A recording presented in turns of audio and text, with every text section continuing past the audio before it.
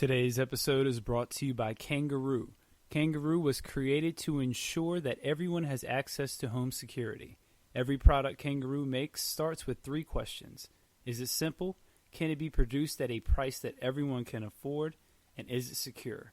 With Kangaroo, you never pay for unnecessary bells and whistles, and you know your data is going to be secure. The Front Door Security Kit is a simple setup with no tools or tech geeks required. If you have Wi-Fi and a smartphone, you can use Kangaroo. Go to heykangaroo.com to learn more and start keeping your home safe today. And be sure to use the code RINGDONG, RINGDONG, for 20% off any Kangaroo Complete subscription order. The following podcast is being brought to you by the Defy Life Podcast Network.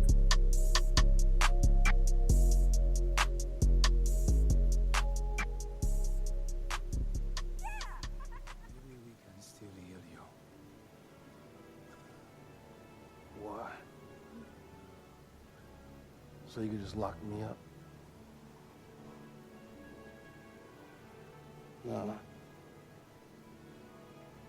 Just bury me in the ocean with my ancestors that jumped from the ships. Because they knew death was better than bondage. Oh, you think darkness is your ally?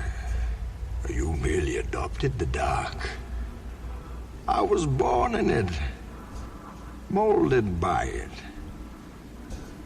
I didn't see the light until I was already a man. By then it was nothing to me but blinding. The shadows betray you because they belong to me. In the hell do you think you are? Okay, it's not working out. I'm gonna need the suit back. For how long? Forever. Yeah, that's No, please. Let's have it. You don't understand. This is all I have. I'm nothing without this suit. If you're nothing without this suit, then you shouldn't have it. Okay?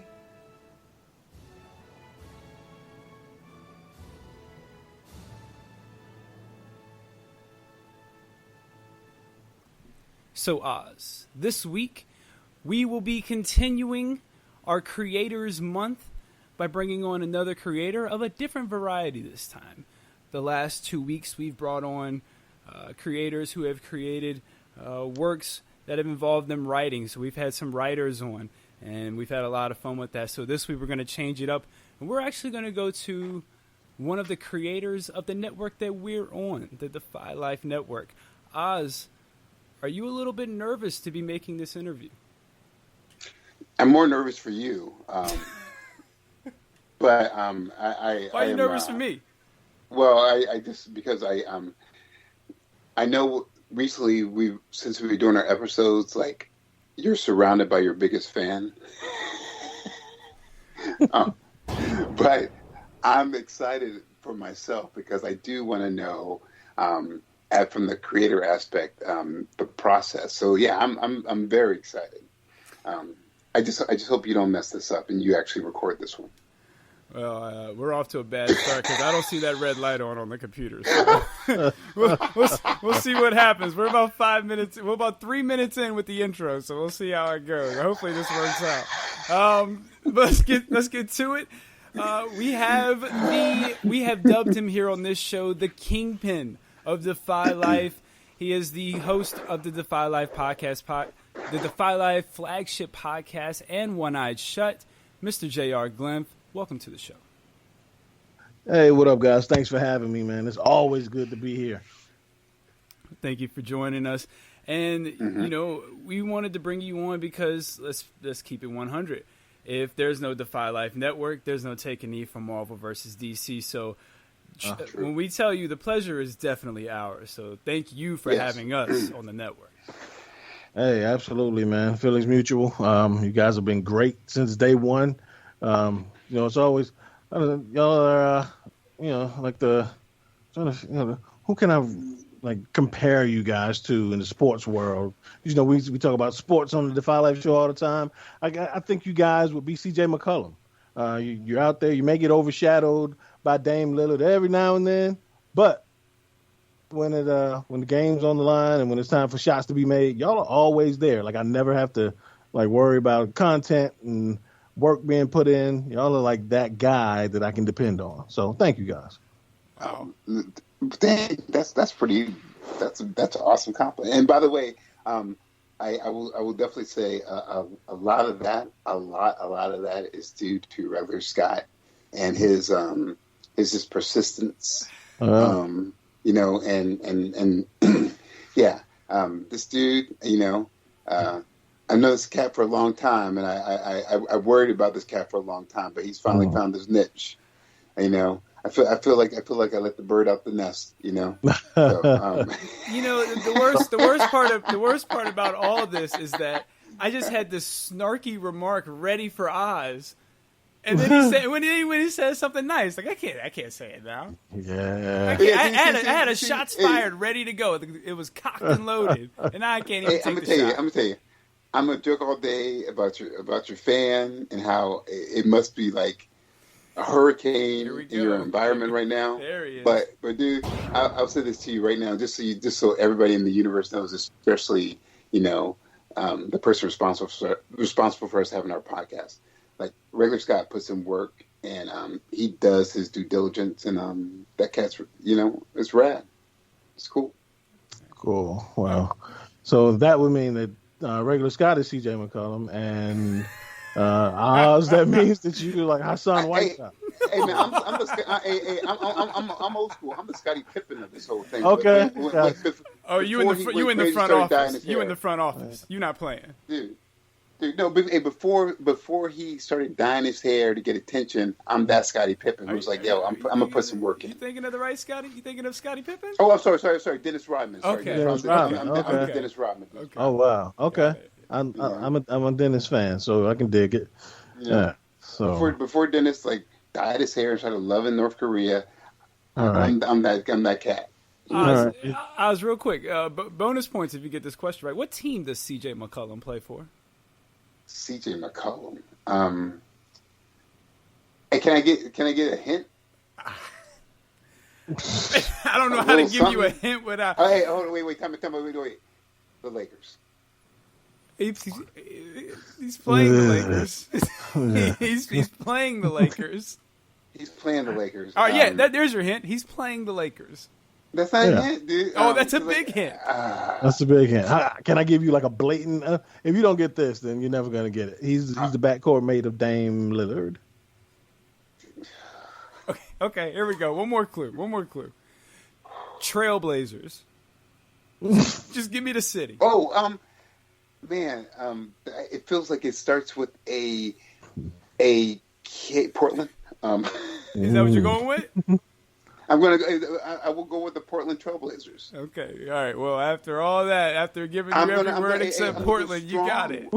Yeah, I'm a little strong with the Portland Trailblazers. Yeah, you earned that one. You earned it, right? You must have to do some research for that one. Oh, no! Don't mess with me, dude. Don't mess with me. I'm a connoisseur of all the finals. Okay. Hey. But let's get back to you, JR. Tell us kind of just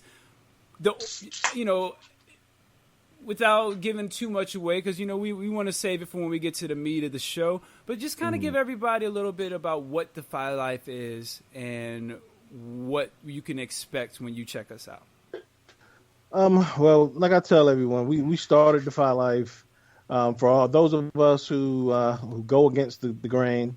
And essentially, we give a middle finger to what's expected of us. So life is going to throw you, a lot of good things. Life's going to throw you a lot of curveballs. It's going to show you a lot of beautiful people, a lot of ugly people, a lot of ugly souls. It's going to show you a lot of rags and riches. And life, as other people have lived it, will tell us what we should do in reaction to those. So Defy Life, this teaches us to defy what life has taught us. So that's why we started Defy Life, because we were underdogs from the beginning and we decided to do something our own way. Well, what made you decide to do it in a podcast format? And along that question, were you already listening to podcasts, or was this like seriously uncharted territories for you?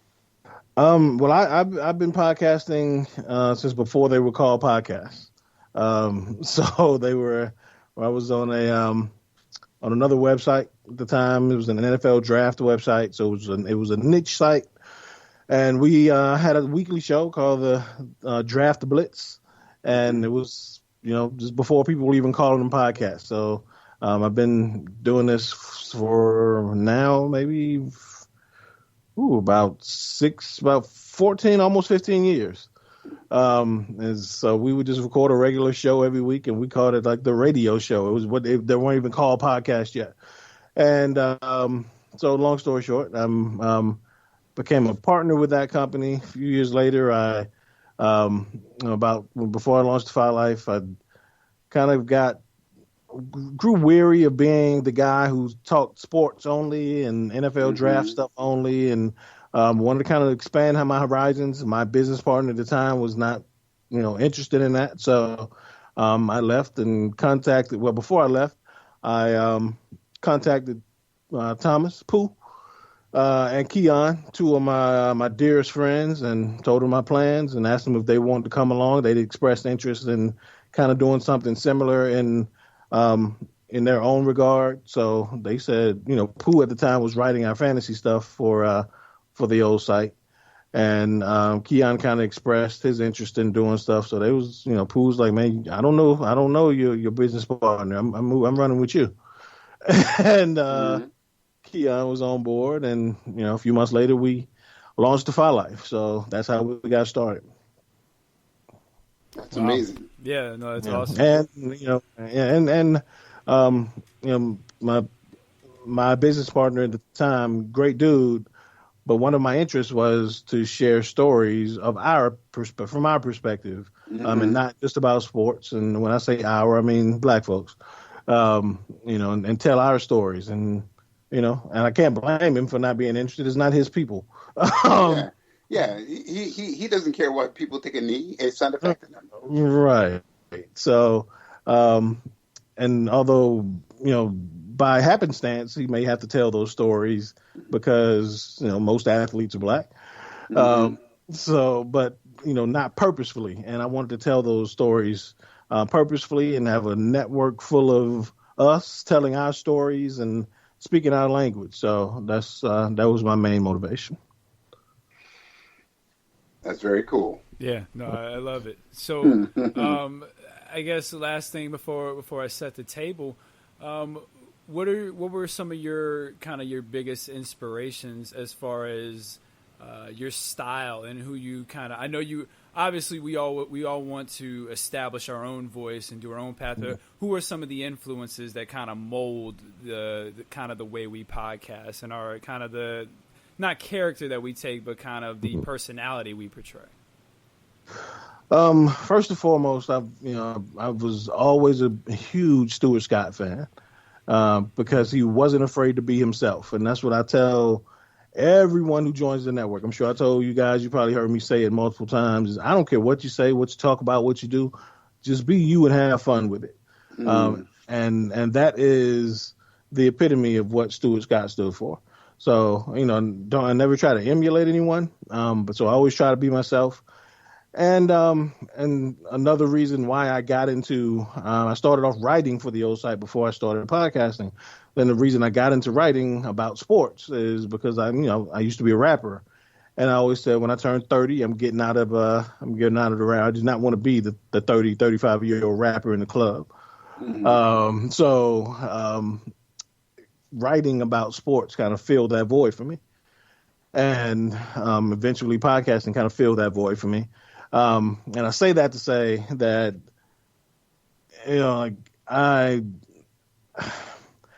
I've always wanted to so there are rappers who kind of influenced me as well. So guys who have their own distinct style. So, you can't listen to a Jadakiss verse without knowing immediately that it's Jadakiss, or Tupac or Biggie. Guys who have their own voice and don't try to be anyone else. And so they are undeniably themselves. Absolutely. But We're going to dive into it a lot more. We're going to get into a lot more with the Kingpin. But before we get too deep into things, allow me to set the table. This is Take a Knee for Marvel vs. DC. I am your host, Regular Scott. I am here with my co-host, the comic connoisseur, the mighty Ozzy Kilmonger. Oz, what's going on?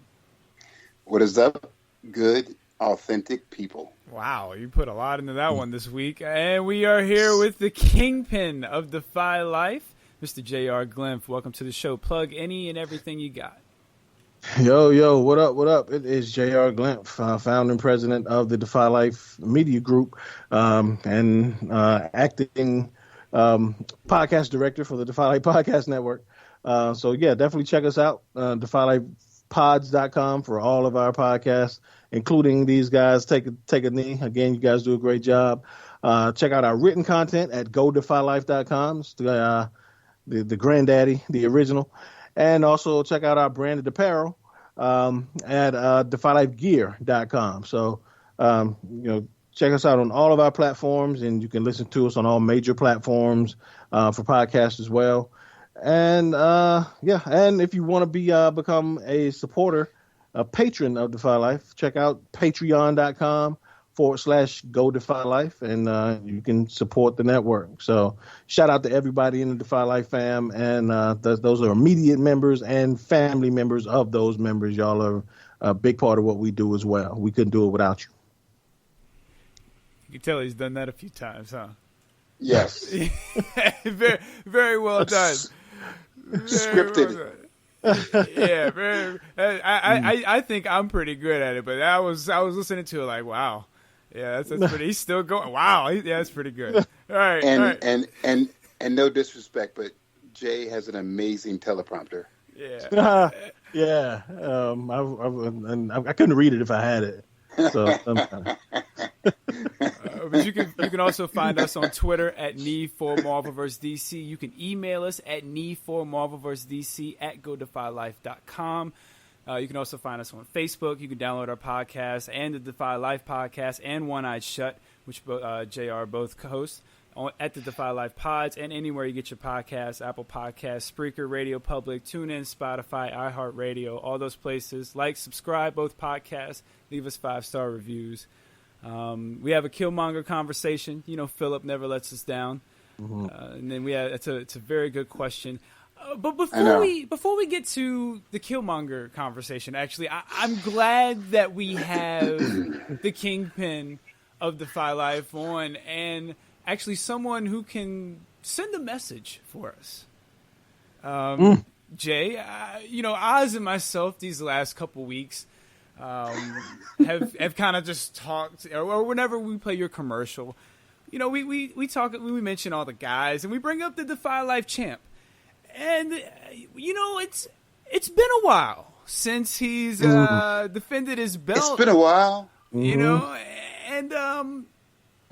I think Oz is ready for a shot at the belt. And we just like for you to send a friendly message, just a friendly challenge if Alvin is willing to put the belt on the line. Yeah, and Jay, just real quick, I just want to add to what Regular Scott is saying, like, so what else are you going to do on a Sunday? Oh, the classic words. What are you doing on Sunday? Yeah. That was really good, Oz. Yeah. That was really good. Oh man, that's great. Like that's become like the ultimate inside joke. It's so great. Oh man, but I agree. It's about time for Al to defend the title. Yeah, man, it's been. I mean, I understand we're in the midst of a pandemic, but this is not calling you out, but just like, man, it's time. I've been brushing up on my trivia. I've been paying Regular Scott off to try and like bribe him, but we'll see what's going to happen. It's cool. I'm ready. All right. Well, we can. When did we do the last one? Was that in It was a long time ago, man. It was well before the pandemic. Yeah, it was before. Yeah. So, what's that cat's name? Rainbow haired Tekashi 6ix9ine. He was not in jail. Okay. He did not snitch on anybody. That's how long it's been. Wow. Okay. Yeah. So it's about time. So Scott, we'll get together, start working on it. There you go, Oz. Way to put me to work. Way to put me to work so you can go play. Right. So you can go play. Now I gotta go to work. Hey, there's a left side and a right side of the brain. Okay, so I'm just saying. Okay, that's what CJ McCollum goes to work while Dennis Rodman goes to Vegas. That's a great analogy. Dennis Rodman goes to Rite Aid to look for some hair dye. Right, peroxide. For some peroxide. All right, so before Oz decides to dye his hair, let's get to his Kilmonger conversation. This week, Philip, he's bringing it every week, so he's got a really good one for us this week from our good friend Philip Darnell. Hey, and just real quick, dude, man, everybody's more than welcome to send your questions, your comments, but a huge shout out to Philip. Thank you, Philip, for just providing some really thoughtful, like questions. You know, they're always thought provoking. I love them, so it's cool. And he hits me up on Twitter. You can always send a DM on Twitter. You can hit us up on Instagram, Facebook, anywhere. We do all that. And the Defy Life podcast does that. And I can tell you personally, they answer your questions a lot quicker than unsupervised. And I'll get to that later too.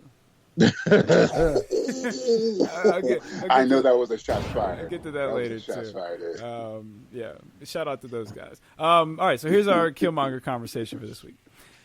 With movies, TV shows, and video games from the 90s being rebooted, remade, or continued, what would you have redone? What would you have redone or continued of those made? And what values and morals would you bring back? I would bring back Pray They Do Right, Biker Mice from Mars. Hashtag Leave Nick Alone. Hashtag Star Trek Rocks. Hashtag Nick Needs a Starfleet Uniform. I can see that every time he said. I wish he would stop saying that, because every time he says it, I can see that cat in the Next Generation uniform. And I was like, damn, yeah, okay, I get it. Before you get to your... In all seriousness, you know I'm all for Nicolas Cage. I started the Leave Nick Alone hashtag. I hear you. Do you really think that guy would fit into the Star Trek universe? So, here. I will tell you this, dude. Let me answer. Well, you know, when you say things, I gotta go the long route to a short question. I'm about to go peel a potato. Here. Oh, dude, you should go start an igloo. Seriously. Right, you're like, but it's summer. I'm like, yeah, it's gonna be winter pretty soon. Winter's coming. Here it goes. Christian Slater was in Star Trek. Your boy Tyler Perry was in Star Trek. There's all sorts of crazy ass cameo. Iggy Pop was in Star Trek. You know, so like Nicolas Cage, I could see him making a cameo, and I could see his ass being like this rogue captain. Course, you know, of course. You know, okay,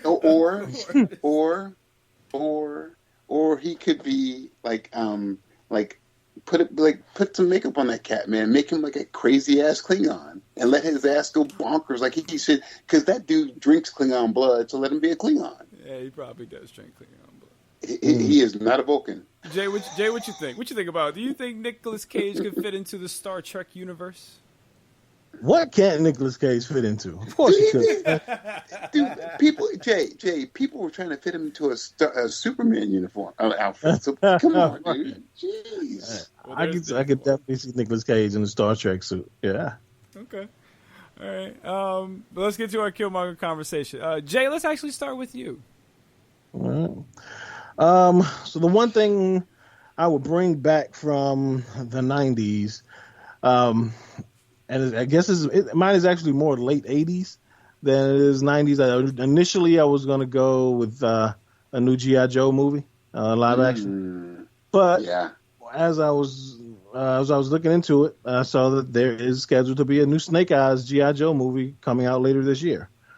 So I didn't, since they're already in the works, I had to move on to, I think there needs to be a new He-Man movie. Oh my God, I was supposed to say that. That's awesome. Yeah. As much as I love Dolph Lundgren, I don't think the 1987 version did the actual animated series any justice. And I think with the advanced CGI now, I think, that could be magical to, with Thundercat and Orko, like the other characters in there could be Skeletor, like those could be amazing characters, and the Man of Arms, all of them. Oh man, Man of Arms, but the visuals could be so like powerful in that. So I would say a new He-Man live action. And for us, I guess morals I would like to see coming. Not necessarily morals, but I would say more of a mindset. I want to see dudes playing pickup basketball in outdoor parks again. You don't see that anymore. So just guys getting together, going to the park, and a whole bunch of dudes running basketball games all Saturday or Sunday. There's a reason for that too. Mm-hmm. There's a reason. Like you work crazy like Monday through Friday, and you had a chance to like get with all your friends and stuff, and it was an event. A stress reliever. Yeah. Yeah, and and it was a way for people in in Black and brown communities to be active without having to be having to necessarily go to the gym or have gym memberships. Like those are ways for guys to stay active and stay in shape, and to pass something down to kids who would show up with them. Like those were big days, man, back in the day. I learned so much from older dudes in my neighborhood and in my city just from playing pickup games every weekend. Yeah, but here, we'll peep game on this, Jay. It goes like this. Yeah, see, you were like you would get some like pieces of education from the older generation, and it was like an older generation passing on to the next, right? But that was basically our golf course, like country club, Yeah, right, absolutely. And those older like dudes we call old heads now, but those older dudes who were 6-7 years older than us, 10 years older than us, 20 years older than us sometimes, they were held in high regard. And a lot of times now kids don't give that respect to their elders in the neighborhood. Like they look at them as losers and why are you still here, and has-beens.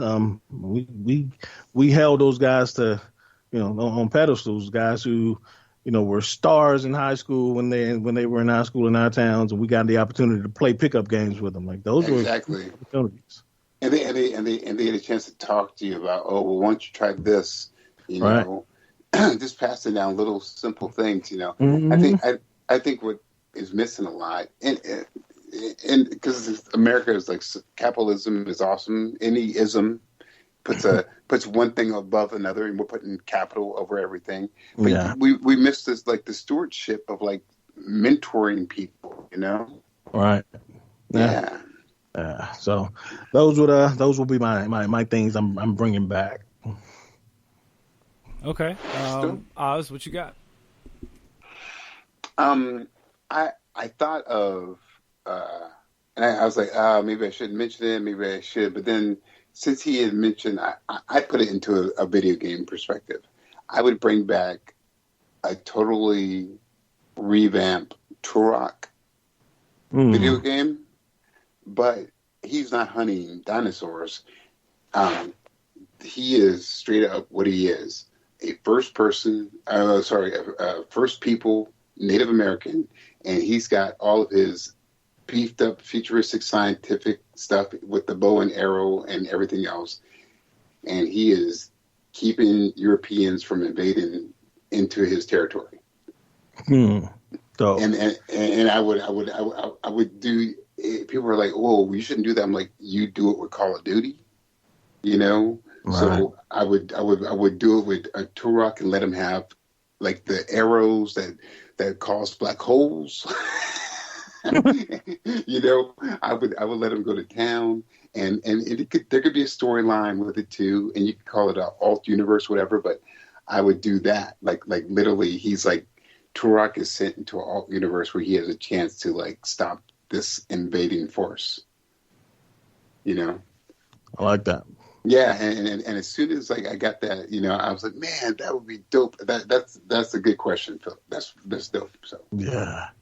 Now, what about your values? But it's instilled in there. I think it would like your little story arcs and stuff. The morals, the values would be like, you could start incorporating how, and not to make it all romantic and mystical, but like how you like preserving why you don't hunt these animals. Why you because you're Turok, you're going on a hunt because you have to like for Red Dawn, you have to eat to survive, and so you have to still do that too, and you have to figure out you're not always hunting or trying to kill Europeans coming in. Sometimes you have to trade with them, but you're still protecting your land and stuff. Okay, cool, very nice. I think, dude, if I ever win the lottery and have $1 million, I'm like, here you go. I get my money back because like people would eat it up. Because you know what, I would brand it as Turok comes to terms with Call of Duty and Assassin's Creed. Oh wow! Okay, that's a crazy mashup. Yeah. Very nice. All right, Philip. Great question. As always. As usual. Yeah, as always.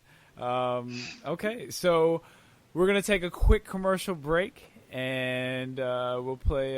Jay, we're gonna play you guys commercial, and then when we come back, we're gonna do a little pick four until a one's gotta go. And then we got we got news tidbits. I forgot about the news tidbits. Oz, that's where you're supposed to come in and be like, yo, you forgot about the news tidbits. That's where you got to have my back. Would Dennis Rodman really do that? Dennis would have they back. Dennis would have, when it's showtime, Dennis was there. When it was showtime and go time, Dennis was there in the trenches. I'm just saying. All right. We're gonna take a quick commercial break. We need to time out ourselves. Full time out. We gotta huddle up. Real quick. Dennis Rodman is a playable character in my Turok. That's great. Yeah, I'm all in with that one. We'll be right back. This is Defy Life.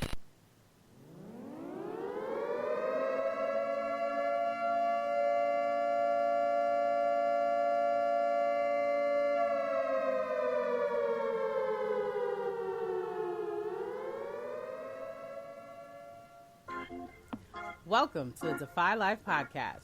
Join JR, Thomas, and Al as they take on topics in sports, politics, current events, family, and more. Insightful, hilarious, always unique. New episode every Wednesday. Powered by the Defy Life Podcast Network. Listen at DefyLifePods.com and everywhere else your favorite podcasts are available.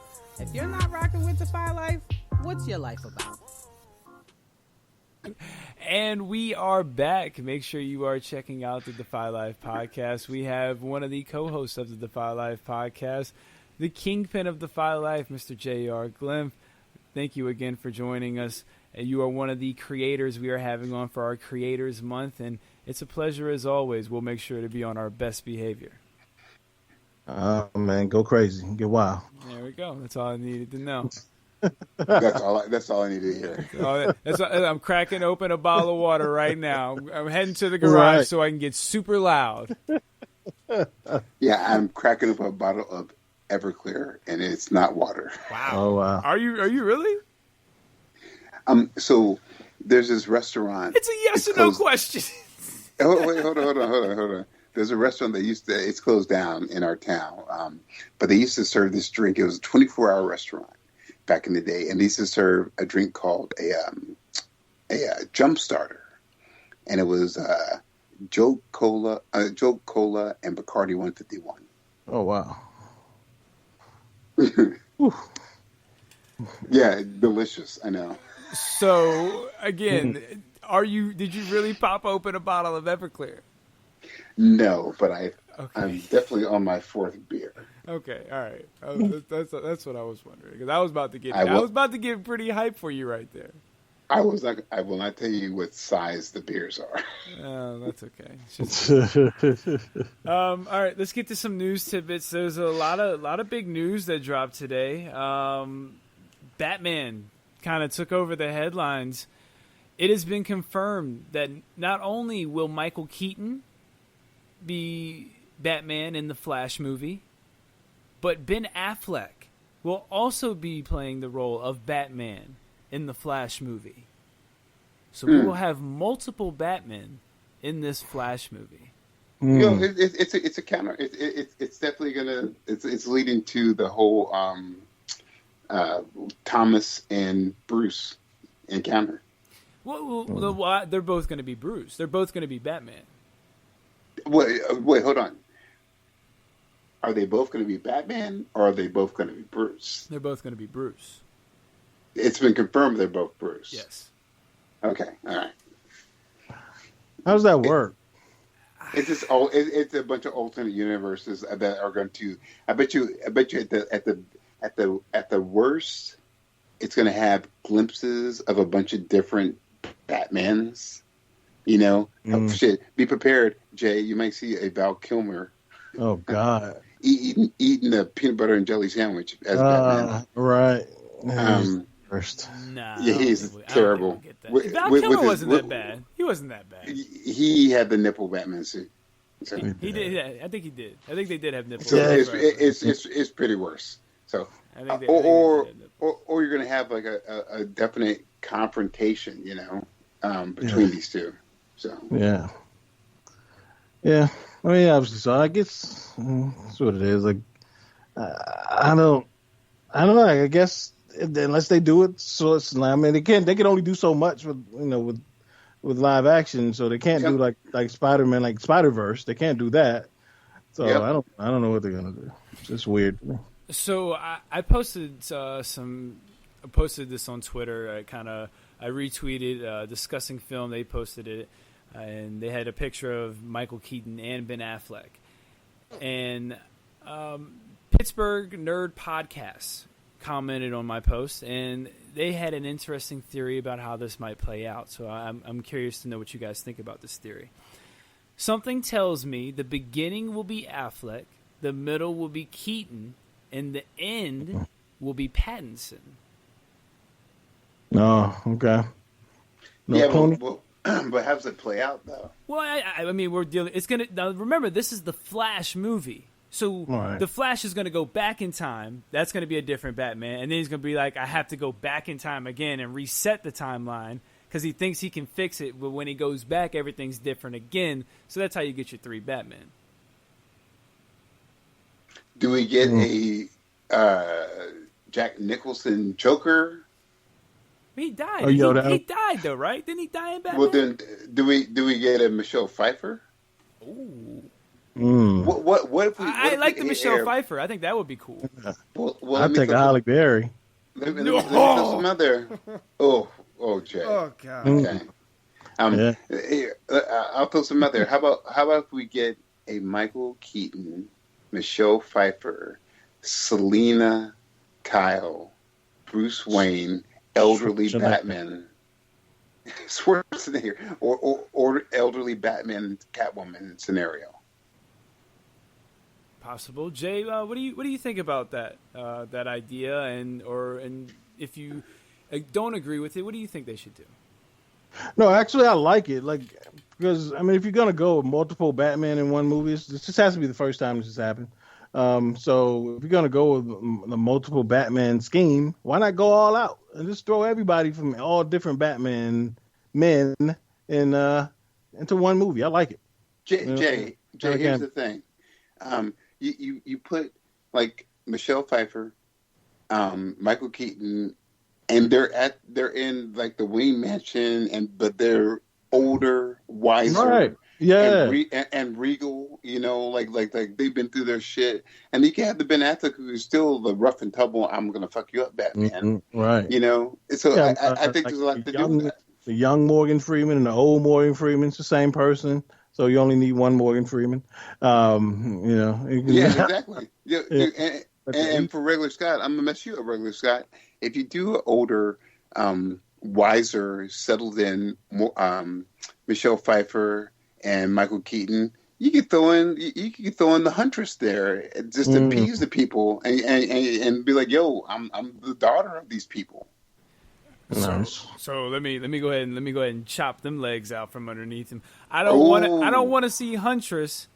I certainly don't want to see Huntress live on the movie screen before I get Nightwing. Hold on, wait, time out.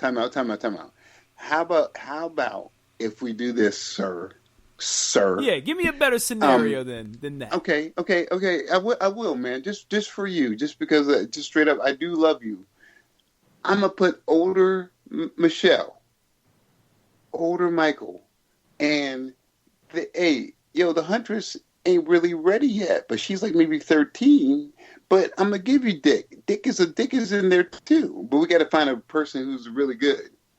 I was gonna say really good Dick, but that's terrible. So you just can't help yourself with some of these jokes, huh? Well, I mean, when your already, name is Dick Grayson, it kind of leads to it. Great Dick, you know what I'm saying? You already said I'm gonna give you Dick, so I mean, you might as well. All right, this guy, man, he just can't help himself. Like, all right, Jay, what side character would you like to see brought in, and with which Batman? Oh wow! Like I said, man, anything Halle Berry, I'm good with. So you like some Halle Berry there. Do you like Halle Berry with short hair or long hair? I like Halle Berry. Hey, there you go. There you go. Flip a coin. He just told you to flip a coin. Right. But I mean, you understand that was probably the most romantic thing that anybody's ever said to Halle Berry. Yeah, of course. Yeah. But I mean, of course, I wouldn't complain with Halle, but I want to see. I think Danny DeVito back as the Penguin. That would be a cool cameo. I'd be cool with that too. So DeVito and as much flack as he gets, like Affleck's one of my favorite Batman. Can you tell us why? Why? Because he's so gruff, and like we're so used to like Batman being this like not so rough around the edges in a lot of the Batman movies. So I next to the trilogy, his name, what was his name? I forgot his name. It's Christopher Nolan and Christian Bale. Christian Bale, yeah. So Christian Bale is probably number one, but Affleck's up there for me just because he's so gruff and he's so no nonsense. I can dig it. No, dude, I'm sorry. Christopher Nolan is amazing. When he picked Christian Bale as Bruce, and then I recently saw the last one, The Dark Knight Returns, and man, like Christian Bale, Dark Knight Rises. Sorry, Dark Knight Rises is my fault, man. But look, dude, when he goes to see the doctor, and the doctor's like, "You're missing cartilage," blah blah blah blah blah blah blah. Like you see it, but to what you said about Ben Affleck, when I saw Ben Affleck in his private jet with his leisure suit, his leisure time outfit would be, for me, it's just a t-shirt and shorts. For him was like a button-down, expensive shirt, a vest, and that dude looked good. He looked good in that, and he looked like he was like, yes, this is what I wear when I chill. Because he's brought up in that environment. You got a sense of that from him. I was like, yeah, that's dope, dude. Yeah, and Ben Affleck's one of and that I don't know, like there's just a lot of my favorites involved. Like I would take Tom Hardy as Bane again. He's one of my favorite actors. So and it's a few that I could dig if they're bringing multiple Batman in one movie. I'd take just like I said, just go all out. Yeah, I mean, dude, and when when Alfred is literally saying, "Do you see how this dude just killed this person and just hit this person? He is going to fuck you up." Right. Will you please retire? Hey. So now let's ask the hard questions, because I think there's one character I think we can all agree. But you haven't answered though. Answered. Which out of all the Batmans, what's your favorite Batman? My favorite Batman? Hey, give me your 1, 2, 3. Oh, man. Because Jay's answered. What's yours? So, if we're going purely off of just being Batman, nothing to do with the movies, I like Ben Affleck Batman the best. Regular, does that mean his Batman and Bruce, or just his Batman? Oh, I think his Bruce was fantastic. Absolutely. Some of my favorite parts of not only Batman vs. Superman, but Justice League is his interactions with Diana. You know, when Bruce and Diana are talking, when Bruce and Clark are talking. Like those are some of the best interactions of the movie, and he fits Bruce Wayne, the older Dark Knight Returns Bruce Wayne, right before he becomes the Batman Beyond Bruce Wayne, which I think Michael Keaton fits perfectly. So I think they have a perfect timeline right there, which is why I kind of think what the Pittsburgh pod was talking about, I think what he's saying could work, because they like that timeline fits. I think Ben Affleck fits that role right before he becomes that kind of, I'm going to talk to you from the computer Batman Beyond, which Michael Keaton would fit really well. So, I think that would be awesome to have Bruce as like the Michael Keaton Batman Beyond-ish person. But my number 2 would be Michael Keaton. Number 3 would be Christian Bale. Wow. And then I would go Val Kilmer. I liked Val Kilmer better than George Clooney. George? Oh yeah, George was awful. George, hold on. Okay. George is one of the worst castings in comic book movie history. Hey, that's cool. Because he phoned it in, but I'm gonna say this to you both. And if you have to kick me off, I'm fine. I will live with it with pride. That motherfucker had blonde hair. Oh, he had a streak. Yeah. He had a streak. No. So, hey, like regular Scott, you know me. I'm trying to be kinder and gentler. A streak is like 3 strands. That cat had layers of blonde hair, dude. Hey, it was like he literally said, "Yeah, I'll play, but I ain't changing my hair." It was the times, man. Like everybody, NSYNC and 98 Degrees, like everybody had that. I'm like, you gonna really have blonde hair and have nipples on your suit, and you gonna expect me and see your face on McDonald's every time? I ain't with it, dude. He had the hair. He had the hair like the Bieber when Bieber was a little kid. Yeah, it was frosty, dude. The frosted tips. Yeah, he had frosted tips. Right, and nipples. So what? With some studio hair gel. You're like, man, get out of here, dude. Okay. Listen, all of that is fair. All of that is fair criticism. With taking all that in, he was still 200 times better than George Clooney. Hey, regular Scott, I don't know what you mean. What do you mean when George Clooney says to Chris O'Donnell, he's like, "You're my brother." No, I'm gonna tell you what I mean. I'm talking about when he pulls out the Batman credit card. Like, where are you getting that money wired from? Right. What? That's what I'm talking about. That's called Bitcoin, dude. Or when they can click their heels and they can all of a sudden get ice skates that pop out. When they start doing that, dude, Batman is an aficionado of all the fine arts. See, I don't want to talk about Batman and Robin anymore. That movie gets me fired up. Like that's. Hey, look, even Adam West was like, "What the fuck?" Adam West is like, just leave me out of the conversation. Last question about DC, and then the rest of the show is just going to be y'all, JR and Defy Life.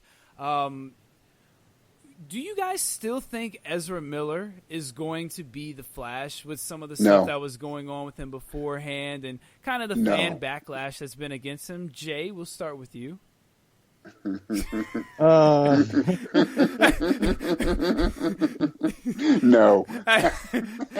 Since we already know where Oz stands, we'll start with you though, Jay. I'll say no.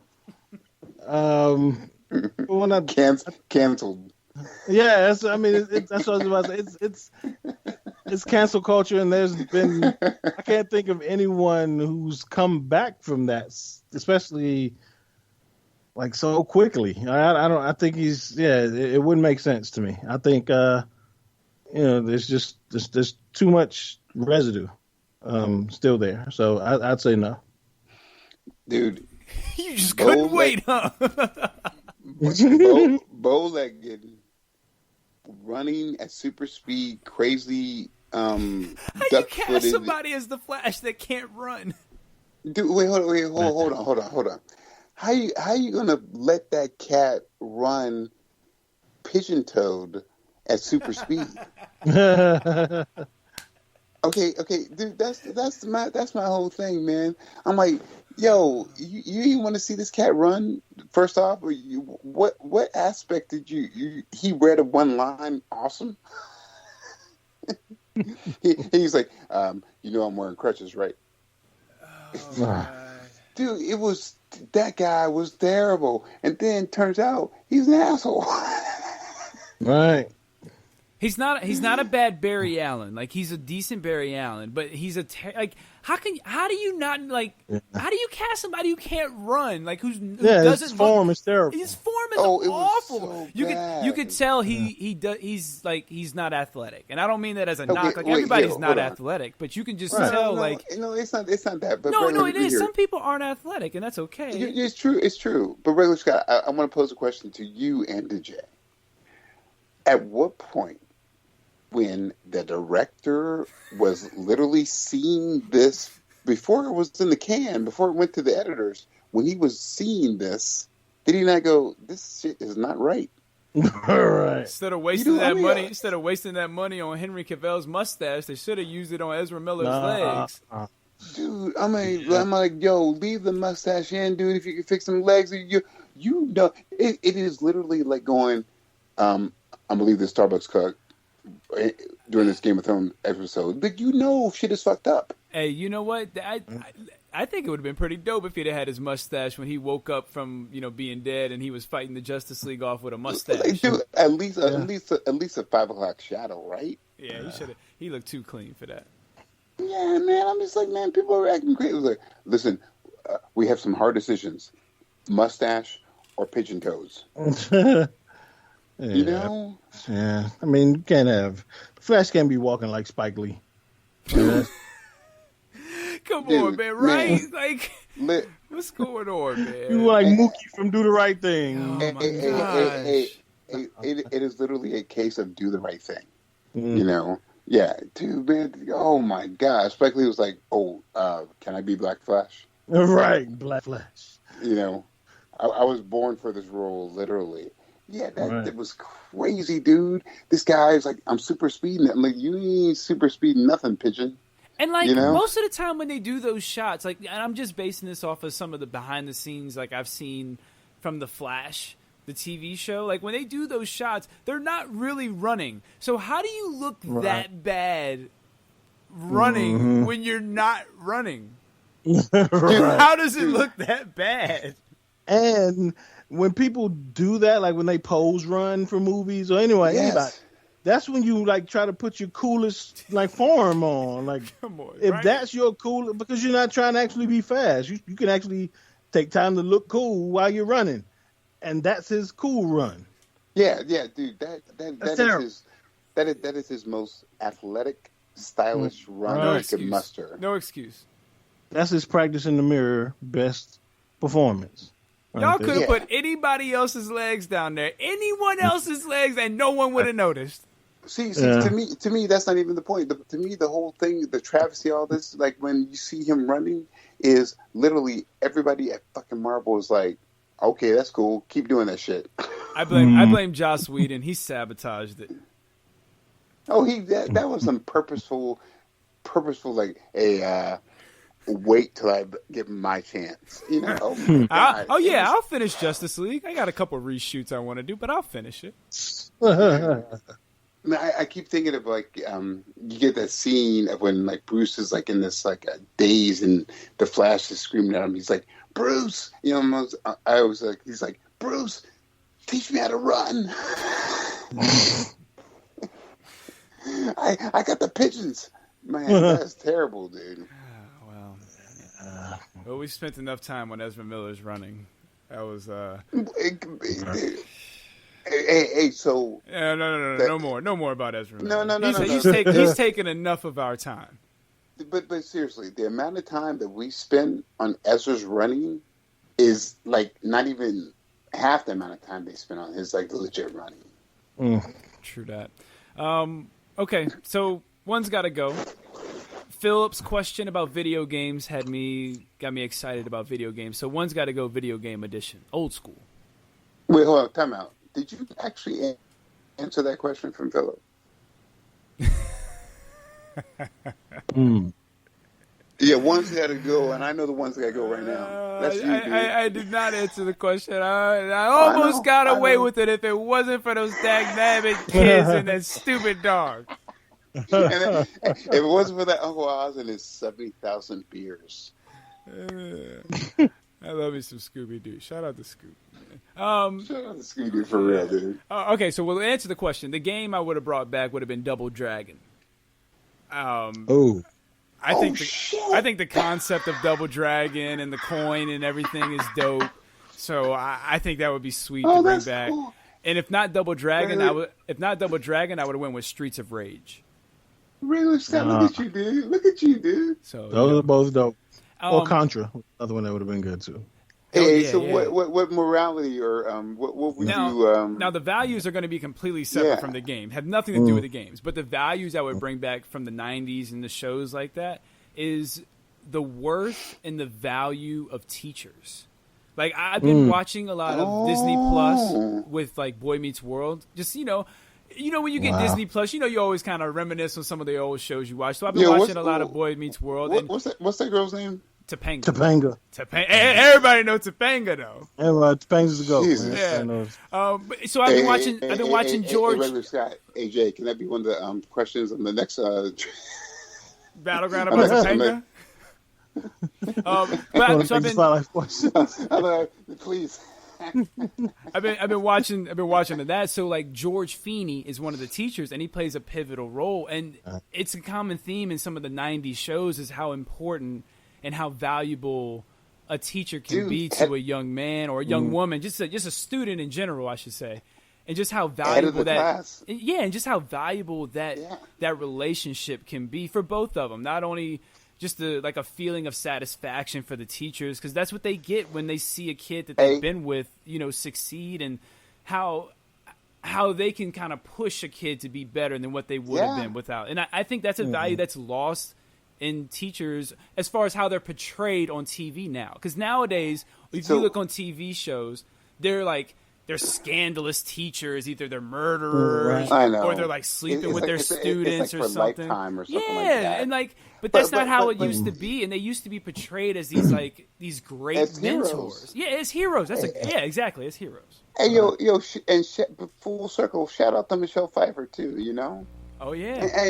And shout out to Edward Lee Olmos, or how do I teach these kids? And also it was kind of weird and creepy a little bit, but like man without a face or man with no face, Mel Gibson, he was a teacher too in that one. That is very true, because we love some fucking Law and Order, CSI. giving props to the police, giving props to the district attorneys who do a bunch of plea bargains, which fuck us up all the time, but we never give props out to teachers, struggling and stuff like that, who's like, half my paycheck goes to my kids' supplies because I'm teaching the next generation, That was a very awesome, thoughtful thing you said, Regular Scott. Yeah, I say it to, to Pooh, to Al, to one of our newest segment hosts, Stacy, who are all educators. Mm-hmm. I couldn't do your job. I salute you. Teachers deserve the utmost respect, and especially from somebody like me who I know I couldn't do their job. So you're absolutely right. Like, and even how, even like you mentioned, Scott, how they're portrayed on TV, you don't see it anymore. But education as a whole, when you look at how teachers are portrayed, the celebration of HBCUs on sweatshirts and hoodies on TV shows, like we would see that all the time. Joke, dude. Yeah. You don't see it anymore. Even crazy ass Bill would like showcase like right, your historical black university, man, and you get a sense of stuff like I'm a nerd out, and I apologize, but so Howard Zinn, he wrote A People's History of the United States, which is like literally a people's history of how the United States was formed. It's a different spin on it, but this is a white dude who like was one of the first white professors at Spelman, and one of his students, just to bring it full circle, one of his students was Alice Walker. Oh wow! Yeah, dude, and so like there's a history, and like this guy was a World War II bombardier, and so like we don't give, man, Regular Scott, that was awesome. Yeah, we don't give shout outs and props to the educators, like we should. Yeah. I know. Oh, so yeah, that was cool, hey, dude. Philip, great question. That's props to Philip. That's props to Philip, though. That's a great question, and it's a thought-provoking question, and I had to put some thought into it. That's just what I came up with. And every single time, man, like I know Philip, like is like always the most consistent person with the questions, but he thinks he's thought-provoking, which is really cool. No doubt. All right, one's got to go. Back on that. Okay, I'm out. 90s video games. Here's your 4. Street Fighter, Mortal Kombat, Sonic the Hedgehog, Mega Man. I'm good. Oh, wow. I didn't know it was that easy. Let's start with our guest. Kingpin, what you got? Mega Man for me. Yes. Because I may have played Mega Man once. It just never caught on with me. So didn't enjoy it, so it can go. Hey, Jay, Mega Man didn't even play Mega Man. Right. Mega Man's mom didn't even play Mega Man. Mega Man's mom is like playing like Mortal Kombat. Exactly. I play Mega Man all the time. Oh, exactly. They had the guy with the sword and everything. I loved playing Mega Zero with the sword. He was nasty. All right, so Oz, I'm guessing you're picking Mega Man too. You are guessing correct. All right, well, I got plenty of games. So here's 4 more. Here's the next 4. One's got to go from these 4. NBA Jam, Tekken, Mario, GoldenEye.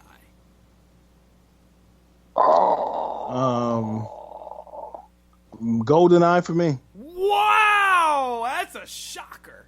I'm shocked. Hey, Regular Scott, you know I ain't getting rid of GoldenEye. Wow, you're not a GoldenEye guy, Jay. May have played it once. It just never stuck with me, so I wouldn't miss it. And not saying it's not a great game, it may be, but it wasn't in my rotation, so I wouldn't miss it. I have very fond memories of GoldenEye. I know a lot of people that have it and loved it, but okay. Those other 3 were definitely in my rotation. Okay, Oz, what you got? GoldenEye is not leaving. What's the other one? Tekken, NBA Jam, and Mario. Easy, Mario. Wow, really? Well, Well, you know what? Actually, well, You I'm being hold a on, punk, Oz. dude. Can I ask you a question? You played NBA Jam? Well, hold on. That's what I said. I'm being a punk. I'm scared. I'm scared Jay's gonna kick me off the show. I ain't scared. I ain't scared no more. I'm gonna be real to myself. NBA Jam is out. Yeah, I didn't think you played NBA Jam. I know. Actually, I did because remember, hey, I'm old school. There was the old school code for NBA Jam where you could like get them to have the fireball dunk the entire time. Yeah, yeah, that shit was dope, dude. And NBA Jam was going to be one of the ones I mentioned to bring back to have a remake of now, considering there are no more big threes in the NBA. There's all these duos. NBA Jam would be so fire right now. Yeah, that's a Dude, and they can, and the value and the moral value is they can all take a knee. Right. While they're on fire. While they're on fire. Yeah, dude, so regular Scott, dude, that was my thing, dude, just to get that cheat code in and get that fire. It was awesome. Well, I guess all three of us are going in a separate direction. GoldenEye's not going. NBA Jam's not going anywhere. Tekken is gone for me. Hey, regular, did we used to play GoldenEye? Yeah, we used to play GoldenEye. Dude, we used to play GoldenEye a lot. Yeah, we used to play GoldenEye. I got four more. Tomb Raider, Tony Hawk Pro Skater. Oh, what you doing, dude? Turok, and Doom. Why you messing with me like that, dude? It's always the last ones. To me, it's got to be Doom. Doom was. I still like show my kid, like when my kids play The Last of Us. Mm-hmm. I had to show them. I had to go back and show them Tomb Raider. Like, this is where this shit comes from. Like, this is the original. So yes. Tomb Raider's my shit. Yes. And what was it? Tony Hawk. Like, I can't get rid of anything Tony Hawk related. Tony Hawk was my guy. And Turok, damn good game. So Doom was the only one for me. Like, that just, again, it didn't grab me, and it wasn't in my rotation. So I guess it's just personal preference. I'm not saying it's a bad game, but it doesn't hold the sentimental value that those other three hold for me. Okay, Oz. That was super deep, man, and I'm not saying that just because I'm trying to keep my show, you know. But yo, man, Doom was cool. Like, you know, The Rock did a movie too. That was awesome, weirdo POV thing. But man, wait! You can get this machine. You can get this saw blade that can chop him. No. Turok was freaky because you had a thing that you could throw at people that would produce a black hole, and that would like literally chop people in half. Turok, and me personally, I'm a sucker for archery games, so Turok is my thing. Tony Hawk, dude, when I was able to play a skate game, you know, as me being an avid skateboarder still, you know, dude, on my, like, when I was down and out, I had knee surgery and I was down and out, I was Tony Hawking it out, you know, and then, what was the other one? Tekken? No, it was Tomb Raider, Doom, Tony Hawk, and Turok. Oh, dude, please. And Tomb Raider, man, Lara Croft, dude. Yo, I played that Lara Croft game until I got until I finished everything, until I had her in a white, red, whatever else bikini, dude. Seriously. Right. Dude. Yeah. Dude, it was dope, man. It was dope. That game is still fun. So which one are you getting rid of, Oz? Oh, son, I already told you, man, that, what's his face is out. What's up? You don't even know what it is. Dude, I had 40,000 beers. I can tell you, The Rock is out. All right. I guess I'm gonna be the odd man out here. I'm. See, Jay, of course he is. Watch. I guess I'm about to pull a curveball. Actually, I'm gonna throw a change up here. Tony Hawk. Heck no! I used to love some Tony Hawk. Good. Tomb Raider's gone.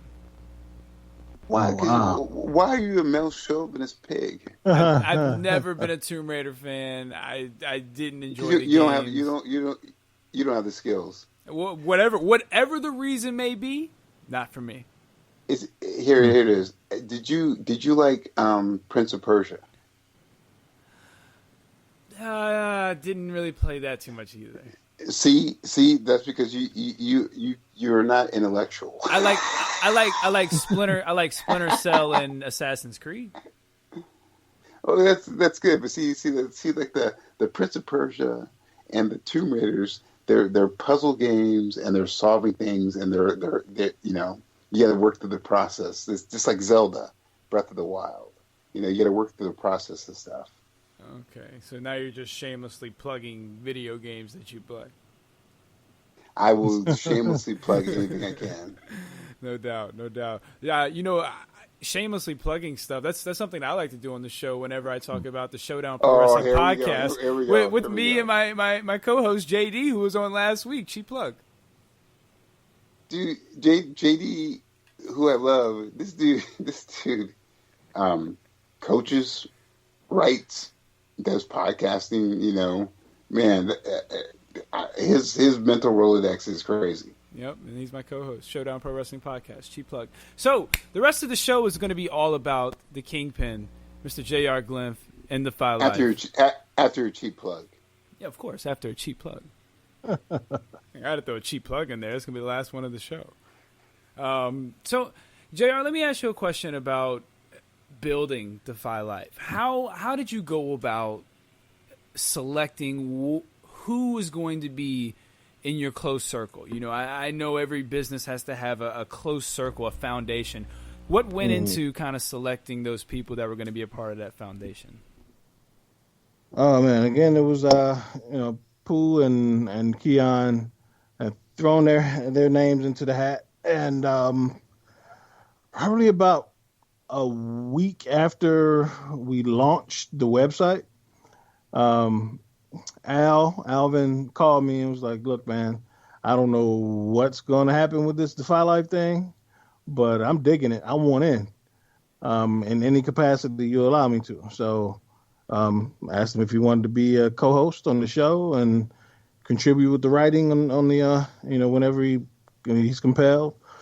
So it was us four, man. It just we're really like maniacal about getting content up on the site, because at that point, of course, it was just Go Defy Life.